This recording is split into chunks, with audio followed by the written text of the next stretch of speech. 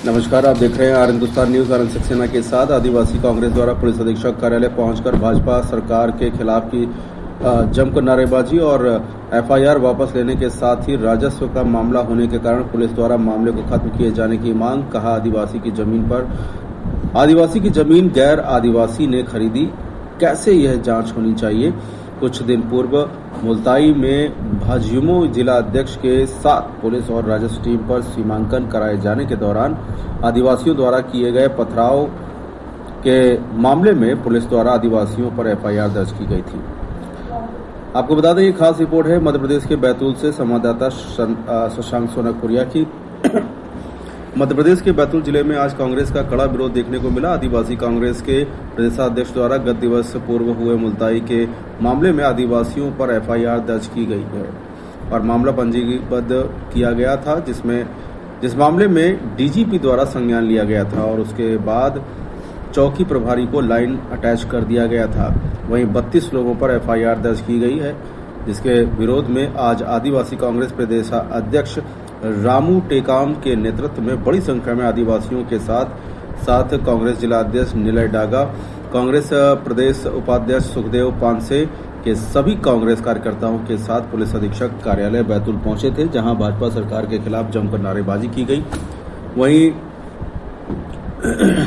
वहीं आपको बता दें कि पुलिस कार्रवाई को भी गलत बताया गया। रामू टेकाम ने कहा कि एक आदिवासी जो जमीन पर लगभग 100 वर्षों से काबिज है, उस जमीन को सांठ-गांठ करके एक भाजपा के नेता जो वर्तमान में भारतीय जनता पार्टी युवा मोर्चा के जिला अध्यक्ष हैं, के द्वारा राजस्व से मिलकर जमीन अपने नाम कैसे करवा ली, ये एक बड़ा सवाल है। चूंकि नियमानुसार एक आदिवासी की जमीन गैर आदिवासी के नाम हो ही नहीं सकती। वहीं यह मामला राजस्व का था तो पुलिस द्वारा उसे कब्जा दिलाने के साथ क्यों दिया गया, जबकि मामला राजस्व का था तो पुलिस हस्तक्षेप योग्य मामला नहीं था ये।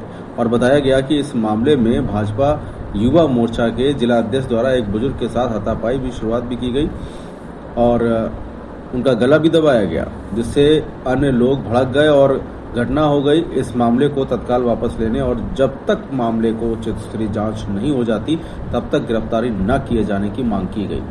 फिलहाल आप सुरक्षित रहिए, जुड़े रहिए आर हिंदुस्तान से। नमस्कार। भैया बताएं कि जिन आदिवासियों पर एफआईआर हुई है, संघर्ष में दोनों ही पक्ष शामिल थे, लेकिन जो कार्रवाई पुलिस द्वारा की गई है उसको लेकर आप लोग क्या विरोध कर रहे हैं और इसमें क्या होना चाहिए आपके अनुसार? देखिए, ये आदिवासी जिला है और जिस तरह से एक तरफा कार्रवाई और इतनी तत्परता से कार्रवाई की गई आदिवासियों के ऊपर, पूरे गांव के ऊपर एफआईआर कर दी इनने। एक आदमी पे करते, 2 आदमी को करते, समझ में आता। इतना एक तरफा सत्ता के साथ चलना जनता के लिए बहुत हानिकारक है, इस देश के लिए बहुत हानिकारक है। जिस तत्परता से इनने आदिवासियों के ऊपर एफआईआर करी भाजपाइयों ने, हमारा पुलिस वालों से मांग है कि उसी तत्परता से उन भाजपा के कार्यकर्ता, मंडल अध्यक्ष और जो गुंडे 50 गाड़ी में भर के उनने कब्जा करने के लिए जमीन लेने के लिए आए थे, उन सब पे एफआईआर हुए। और हमने पुलिस प्रशासन से मांग करी है कि अभी जब तक पूरी जांच नहीं होती किसी भी आदिवासी को गिरफ्तार नहीं किया जाए और उस केस का खात्मा काटा जाए। साथ वहाँ मारपीट हुई है, आदिवासी परिवार भी बहुत सारे हैं और एफआईआर भी उन पर दर्ज कर दी गई है। जो कागजात हैं, जो रिकॉर्ड्स हैं, वो क्या बता रहे हैं? देखिए, उसमें जो बात है कि वो आदिवासी की ज़मीन है। पहली बात तो आदिवासी की ज़मीन गैर आदिवासी के नाम पे ट्रांसफ़र हो नहीं सकती, लेकिन इनने अधिकारियों के मिलीभगत से सत्ता का दुरुपयोग करते हुए इन्होंने इस घटना को अंजाम दिया है। तो हम आज हमारे कांग्रेस के वरिष्ठ नेता पूर्व मंत्री सुखदेव पानसे जी और जिलाध्यक्ष आदरणीय निलय डागा जी के साथ में हम आए हैं और इन जितने निर्दोष आदिवासियों के ऊपर एफआईआर सत्ता के संरक्षण में पुलिस ने की है वो निरस्त की जाए, हम मांग करते हैं। और जो लोग गुंडे लेकर के आदिवासियों को दबाने डराने गए थे उनके ऊपर पुलिस तत्काल प्रभाव से कार्रवाई करे। जो आदिवासी परिवार हैं वहाँ पर जो जमीन पर काबिज हैं, क्या आप लोगों ने उनके पास दस्तावेज देखे हैं और उन दस्तावेजों में क्या दर्ज है? हमारे सभी साथी लोग गए थे, उन्होंने देखा भी है, उनसे बातचीत भी करी है। लेकिन यही है कि आज भारतीय जनता पार्टी की सरकार है और सरकार अपनी मनमानी कर रही है और बीजेपी के नेताओं के इशारे में काम हो रहा है। दस्तावेज बनाकर ये सौदा हुआ, क्या संदेह है आप लोग? बिल्कुल ये है और इसके निष्पक्ष जांच होनी चाहिए, क्योंकि वो विवादित जो पहले से बता रहा है और आदिवासी के नाम पे उसकी नकल निकली है, तो फिर फिर आदिवासियों की जमीन गैर आदिवासी को ट्रांसफर हो ही नहीं सकता। विचाराधीन था तो क्या ये कार्रवाई की जानी चाहिए थी प्रशासन? पुलिस प्रशासन ने गलत काम किया है और ये मामला राजस्व विभाग का था, उसको पहले राजस्व विभाग के माध्यम से उसका न्यायालय में निपटारा होने देना था, उसके बाद में पुलिस जाती। लेकिन यहाँ पे पुलिस तो केवल सत्ता के संरक्षण में काम कर रही है। कितने आदिवासियों को मामला? लगभग 34 से ज़्यादा लोगों के ऊपर इन्होंने मामला कायम किया है। सब निर्दोष लोगों पे केवल डराने धमकाने का इनका प्रयास है। और क्योंकि और जमीन हड़पना चाहते हैं, जैसे संजय पाठक जी ने हड़पा है, छिंदवाड़ा में इनके सांसद जी ने हड़पा है आदिवासियों की जमीन। पूरे प्रदेश और देश में आदिवासियों की जमीन को अधिकारियों के माध्यम से हड़पा जा रहा है। इलाके में जमीन का सौदा हुआ, क्या वहाँ 2 लाख रुपए एकड़ जमीन है? अब वो उसकी जानकारी मुझे बताएं। ये जो खेड़ी रामोसी में पूरा घटनाक्रम हुआ है, क्या मांग आप लोगों ने एसपी से और प्रशासन से की? देखिए, वो खेड़ी रामोसी का जो आदिवासी परिवार है वो जन्मजात यही खेड़ी रामोसी का है और कम से कम 100-200 साल पुश्तैनी खानदानी परिवार है। उसका 17-18 की मिसल बंदोबस्त में भी उसी आदिवासी परिवार का उस ज़मीन पर नाम है।